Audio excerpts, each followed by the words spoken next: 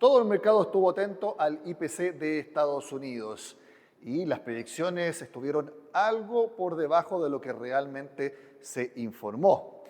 La inflación sigue estando por arriba de lo que están viendo los analistas y por lo tanto se espera que la Reserva Federal de Estados Unidos mantenga por más tiempo la tasa de interés en su nivel actual.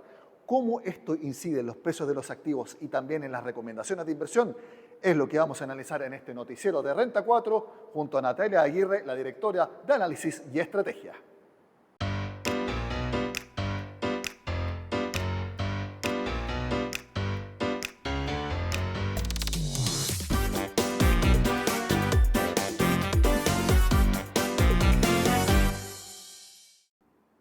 Como la tasa de interés en Estados Unidos es por lejos la cifra más importante para la economía mundial y también para las inversiones, vamos a dedicar este programa a analizarlo junto a Natalia Aguirre, que es la directora de Análisis y Estrategia de Renta 4 en España. Natalia, ¿cómo estás? Hola, muy buenas tardes, ¿cómo estáis? Muy bien, ya tenemos un tiempo entonces de conocido el IPC de Estados Unidos por sobre lo que estimaba el mercado. Te quiero preguntar si eso definitivamente hace pensar que la Reserva Federal va a mantener por más tiempo la tasa de interés. Sí, absolutamente. Yo creo que nos refuerza en nuestra idea de que ese proceso desinflacionista tan inmaculado que estaba descontando el mercado, que lo que pensaba con el rally que hemos vivido a finales del año pasado, desde finales de octubre del 23, tanto los bonos como la bolsa han subido de forma muy intensa. Y eso ha sido precisamente porque pensaban que la inflación se iba a dirigir rápidamente y sin ningún bache hacia el objetivo del 2%. Desde Renta 4 Banco veníamos diciendo que creíamos que eso era bastante improbable y lo que hace el IPC americano de hoy es precisamente confirmar ese punto, ¿no? Que la inflación aún está lejos del objetivo del 2% de la Fed y que los tipos, muy al contrario de lo que llegó a pensar el mercado, que era que podían empezar a bajar en marzo de este año, es decir, el mes que viene, y hacerlo hasta en 7 veces consecutivas, pues ahora mismo están ya pensando en que solo van a ser 4 y que probablemente la primera bajada pues se retrase al mes de junio. ¿Se retrasaría entonces para junio? ¿Esa es la proyección que tienen ustedes?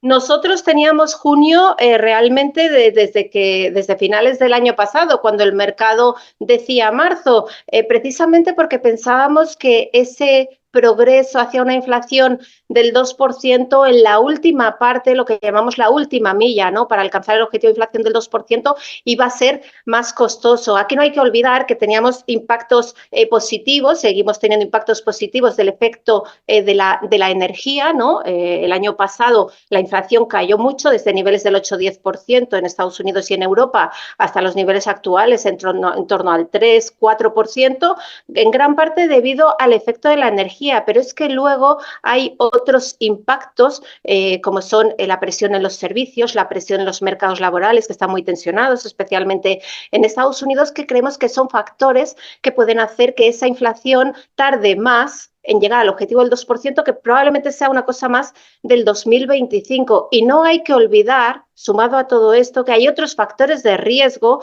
que se han presentado últimamente en los mercados que podrían presionar al alza los precios. ¿Cuáles son esos factores? Yo destacaría principalmente 2. En primer lugar, el riesgo geopolítico. El tema de la guerra, del conflicto entre Israel y Hamas, no hay que olvidar que cuando estalló el conflicto, el precio del barril de Brent, la referencia europea del petróleo, llegó a niveles de $90 barril, ahora está en torno a 80. De momento está bastante controlado, pero sí que es cierto que si ese conflicto se extendiese al resto de Oriente Próximo, creemos que podría afectar al alza. Y el otro foco de atención clarísimo es el Mar Rojo. El Mar Rojo, esos ataques de los rebeldes hutíes a los barcos mercantes internacionales, que al final lo único que provocan, o todo lo que provocan, que es mucho, es o bien incrementar el coste de los seguros de los fletes, o bien tenerse que desviar por el Cabo de Buena Esperanza, el sur de África, y alargar en un 40% la ruta. Eso al final son mayores costes, eso al final es mayor inflación, con lo cual todo cuadra para un escenario en el que no será tan fácil bajar la inflación al 2% y, por tanto, los tipos de interés no bajarán ni tanto ni tan pronto como descontaba el mercado hace apenas un mes y medio. Entonces uno también puede dar por descontado que si la Reserva Federal de Estados Unidos no va a bajar pronto la tasa de interés, lo mismo haga el Banco Central Europeo liderado por Christine Lagarde? El tema, evidentemente existe una correlación. La Fed ha liderado las subidas, empezó en marzo del 22, nosotros aquí en Europa empezamos en julio del 22 a subir los tipos de interés y es cierto, como digo, que la Reserva Federal es un poco la que marca la referencia. Ahora mismo el mercado, igual que está en junio para la primera bajada de tipos de interés en Estados Unidos, lo está prácticamente también para Europa. Hay voces disonantes, ¿de acuerdo? Por un lado, sí que es cierto que aquí tenemos una situación económica menos boyante, por decirlo así, que en Estados Unidos. Estados Unidos ha sido la gran sorpresa económica en 2023, un consumo muy fuerte, un mercado laboral muy sólido, una política fiscal mucho más expansiva que en Europa. Y Europa, por el contrario, la alegría ha ido, por decirlo así, por barrios, ¿no? Los países periféricos como España, como Portugal, hemos tenido unos registros de crecimiento bastante sólidos, pero por el contrario tenemos a una Alemania que está estancada, por no decir en recesión técnica, y tiene dos factores fundamentalmente negativos. La dependencia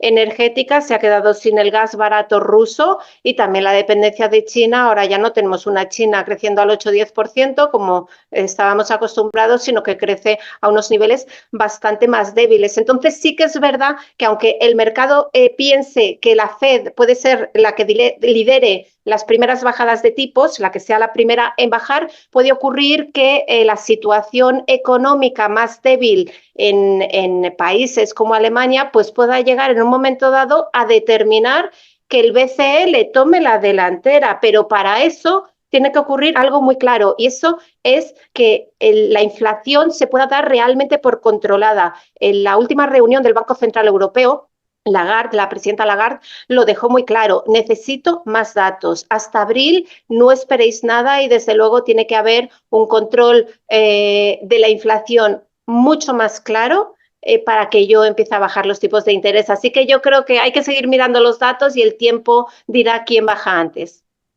Mirando los datos y también el panorama, ¿cómo está la decisión de portafolio que ustedes recomiendan en Renta 4? Porque si se anticipaba una baja en la tasa de interés, eso hizo que subieran los precios de los activos en renta variable y disminuyera obviamente el apetito por renta fija. ¿Eso se mantiene? ¿Se queda como un status quo en el tiempo o eso aumenta o vuelve a aumentar la preponderancia de la renta fija y por tanto reduce un poco la apuesta por la renta variable, que había subido bastante en las últimas semanas y meses?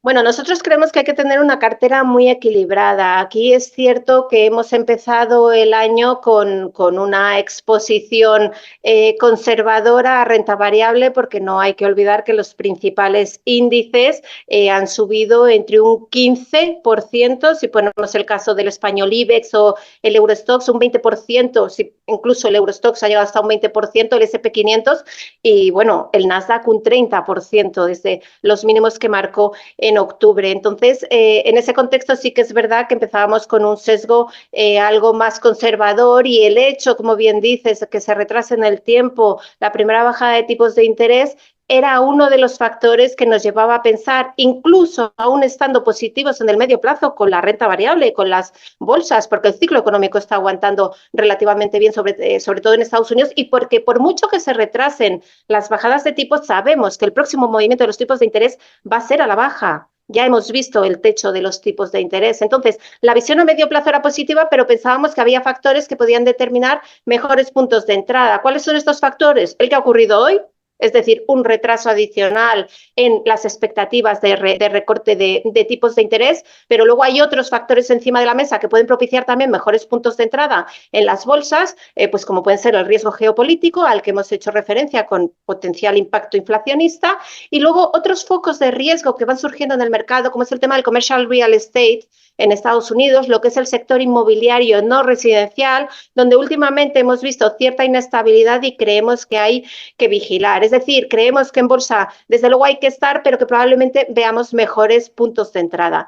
Respecto a la renta fija, ¿cuál es nuestra idea? Pues evidentemente la renta fija también aunque en el corto plazo pueda ceder algo, y estamos viendo hoy una cesión en precios y repunte en tires, ¿no?, en rentabilidades de la deuda, precisamente por este mal dato de IPC respecto a las expectativas y este retraso en el inicio de las bajadas de tipos de interés y probablemente menor cuantía en el número de bajadas, pero aún así yo creo que renta fija hay que tener en cartera, llegará la tan ansiada bajada de tipos de interés, y yo creo que hay un cambio radical en los últimos 2 años con respecto a lo que hemos estado acostumbrados en la última década, que es que la renta fija ofrece rentabilidad. Hemos pasado una travesía en el desierto de tener tipos de interés cero en Estados Unidos, negativos en Europa. No hay que olvidar que los tipos de interés han sido negativos, lo cual económicamente es muy difícil de explicar, ¿no? Solo lo pueden explicar esas políticas ultra expansivas de los bancos centrales, pero que no son normales en un escenario normalizado, ¿no? Valga la redundancia. Con lo cual,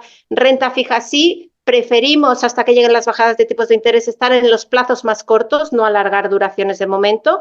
Eso en cuanto a la deuda pública, y en el crédito, en lo que es renta fija privada emitida por empresas, creemos que lo más aconsejable es estar en aquellas de mayor calidad crediticia, lo que llamamos grado de inversión, ¿no?, el investment grade, porque lógicamente si en la primera parte del año el ciclo económico se desacelera algo, recogiendo todo el impacto retardado de las subidas de tipos de los últimos 2 años, es lógico pensar que aquellas empresas de menor calidad crediticia, cuando tengan que enfrentarse a refinanciaciones de su deuda, pues pueden tener un entorno más complicado. Entonces, esa sería un poco nuestra asignación, nuestro asset allocation, asignación de activos.